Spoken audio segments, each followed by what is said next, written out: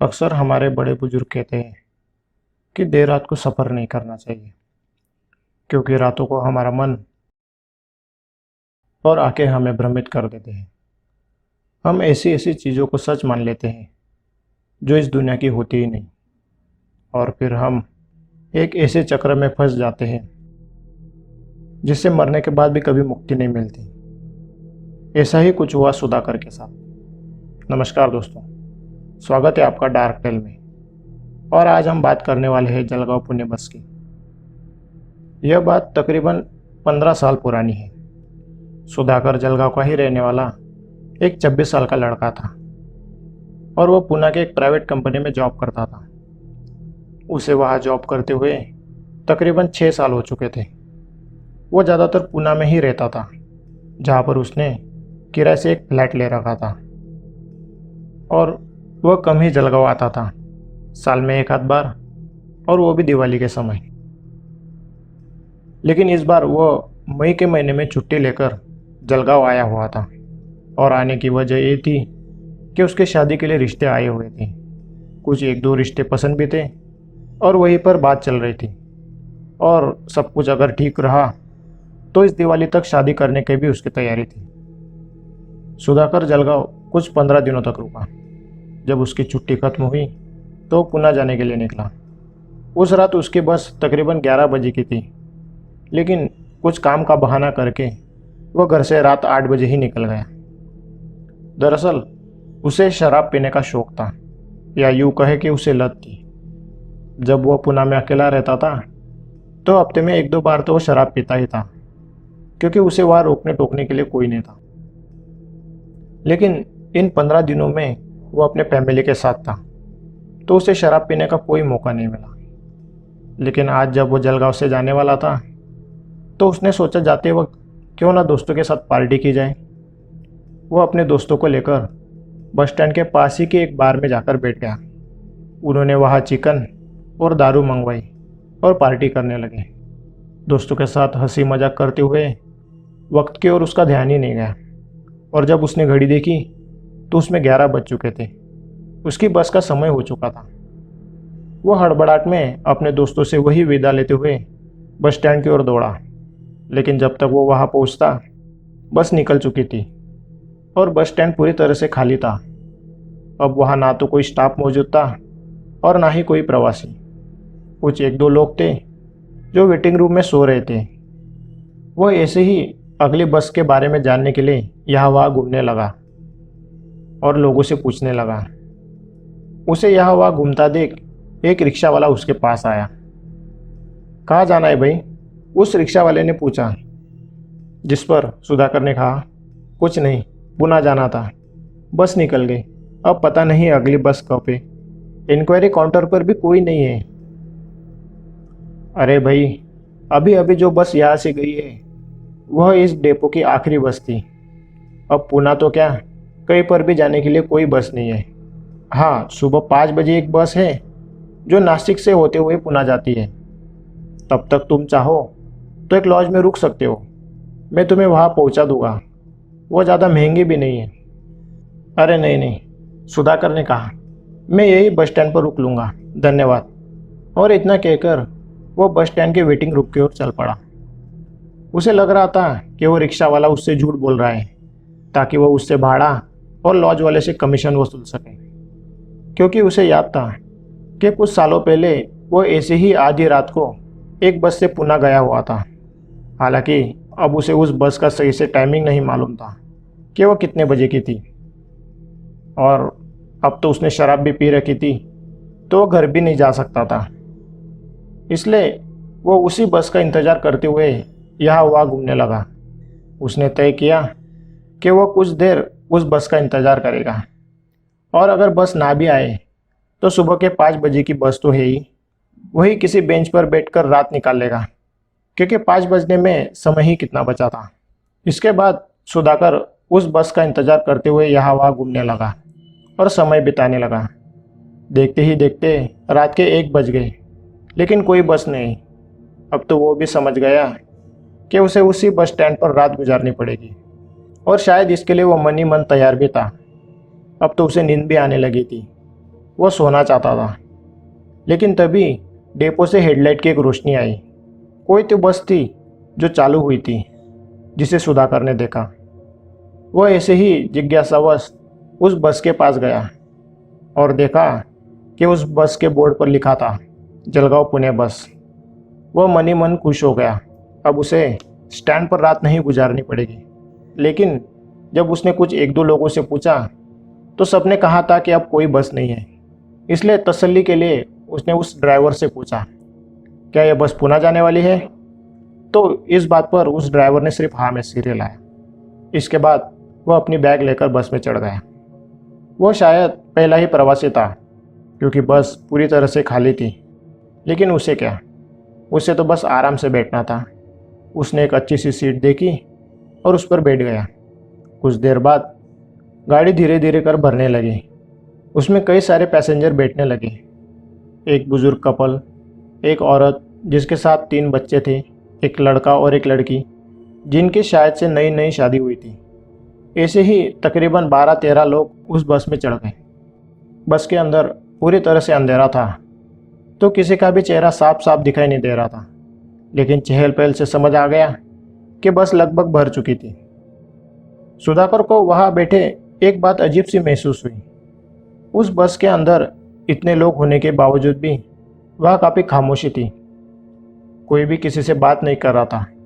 सब ऐसे खामोश बैठे थे जैसे सबको सांप सूंघ गया हो। सुधाकर को इस बात का आश्चर्य तो हुआ, लेकिन उसने इस बात पर ज़्यादा ध्यान नहीं दिया और कुछ देर बाद बस चल पड़ी। बस धीरे धीरे कर जलगांव से बाहर निकल गई। रास्ते से तेजी से चलते वक्त खिड़की से ठंडी हवा सुधाकर को सुला रही थी। उसको झपकी लगने लगी, लेकिन तभी बस का कंडक्टर उसके पास आकर खड़ा हो गया। सुधाकर ने खराड़ी बाईपास के टिकट के लिए कहा तो कंडक्टर ने कहा, तुम्हें आखिरी स्टेशन की टिकट मिलेगी। अब यह गाड़ी वहीं रुकेगी। खराड़ी बाईपास और आखिरी स्टॉप को ज़्यादा दूर नहीं था, इसलिए सुधाकर ने कुछ नहीं कहा और टिकट ले ली और उस टिकट को अपनी ऊपर की जेब में रख लिया। कुछ देर बाद सुधाकर को नींद लग गई और वो इतनी गहरी नींद में चला गया उसे कुछ पता ही नहीं चला। लेकिन रात के तकरीबन 3 बजे अचानक लोगों की चीखों से सुधाकर की नींद खुल गई। वो डर के मारे जाग गया। उसे ऐसा लगा जैसे बस को कुछ हो गया हो और लोग चीख रहे हो। वो चीखें ऐसी थी जैसे लोग मर रहे हो। लेकिन जैसे ही वो हड़बड़ाकर जागा, वहाँ किसी तरह की कोई आवाज़ नहीं थी, कोई हलचल नहीं थी। उसे क्या हुआ कुछ समझ नहीं आया। उसने सपना देखा या उसे कुछ आभास हुआ, उसे कुछ समझ नहीं आया। गहरी नींद में होने के कारण और बस के अंदर की लाइट चालू बंद होने के कारण पहले तो कुछ साफ साफ दिखाई नहीं दे रहा था। उस चालू बंद होती लाइट की वजह से उसे ठीक से देखने में भी तकलीफ हो रही थी। लेकिन जैसे ही उसकी आंखें और मन स्थिर हुआ, उसके दिल की धड़कन मानो रुक सी गई। उसकी सांस अटक गई। गाड़ी किसी सुनसान जगह पर खड़ी थी और उसके सामने कंडक्टर खड़ा था, जिसका आधा चेहरा किसी चीज़ से कुचला जा चुका था। उसकी एक आँख उसके चेहरे पर लटक रही थी और उसके कपड़े पूरी तरह से खून से सन चुके थे। यह नज़ारा देख सुधाकर डर गया। कंडक्टर के साथ क्या हुआ, कैसे हुआ, उसे कुछ समझ नहीं आया। लेकिन जैसे ही उसने सामने की सीट की ओर देखा, वो और भी ज़्यादा डर गया। खिड़की के पास बैठे हुए उस व्यक्ति का सिर ही गायब था और उसकी सीट पर खून ही खून फैला हुआ था।